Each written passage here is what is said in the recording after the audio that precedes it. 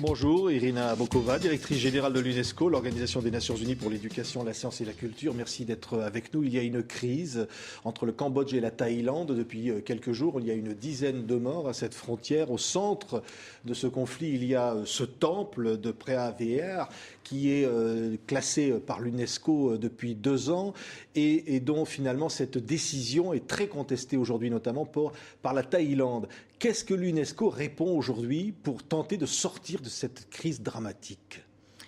Je dois dire que je déplore profondément ce conflit parce que pour nous, pour l'UNESCO, le patrimoine doit servir comme un pont, comme une raison, comme un point de départ pour dialogue plutôt, pour rapprochement entre les différents pays, pour une meilleure connaissance, pour une tolérance.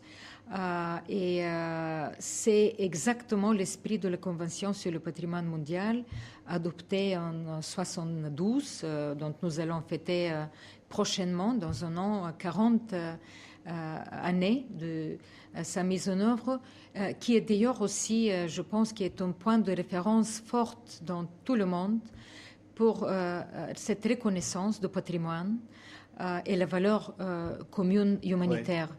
Et c'est pourquoi il faut dire que je déplore énormément. Alors, nous sommes en contact avec les deux pays. Tout d'abord, c'est d'essayer de rétablir le dialogue entre là, les deux pays. Actuellement, c'est le cas. Vous envoyez votre prédécesseur sur place. Il va pouvoir se rendre sur les lieux?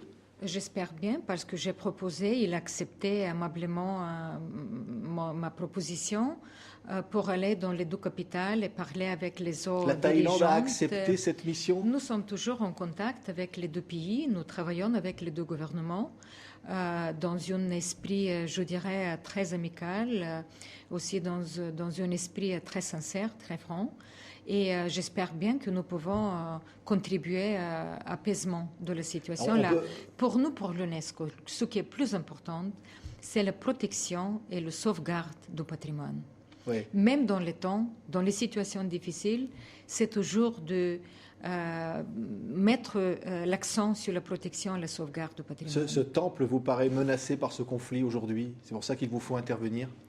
Dans le cas que nous avons vu dans la presse, dans les médias aussi, beaucoup des informations sur certains dégâts et le fait qu'autour du temple, il me paraît que même le fait qu'autour du temple il y a ce conflit et que c'est exactement le temple qui est la raison de ce conflit, à mon avis, est très regrettable. Ouais. Et est-ce qu'on peut revenir sur le classement de ce site par l'UNESCO? Ça, c'est quelque chose sur lequel on ne peut pas revenir? Non, la décision du comité du patrimoine mondial, là, est très claire. C'est un comité aussi à décider dans quel moment le comité va continuer à débattre sur le suivi du dossier avec l'adoption d'un plan de gestion et toutes les autres mesures nécessaires. C'est le moyen de sortir de cette crise, c'est ce dialogue que va entreprendre votre envoyé spécial qui va faire des propositions. Bien. J'espère bien. Il va proposer quoi?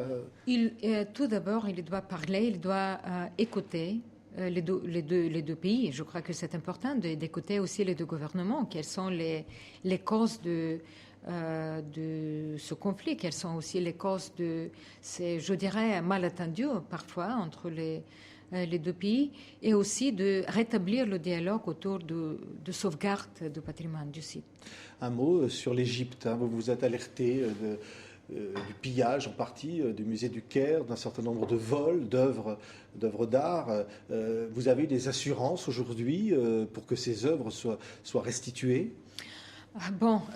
C'est je dirais, c'est une information, ce sont des nouvelles tristes parce que dès le début des démonstrations qui étaient tout à fait légitimes de la part du peuple égyptien de s'exprimer, nous avons alerté le gouvernement égyptien et aussi le nouveau ministre des Antiquités sur je dirais, sur le danger de pillage autour du musée du Caire. J'ai parlé plusieurs fois avec le ministre Hawass.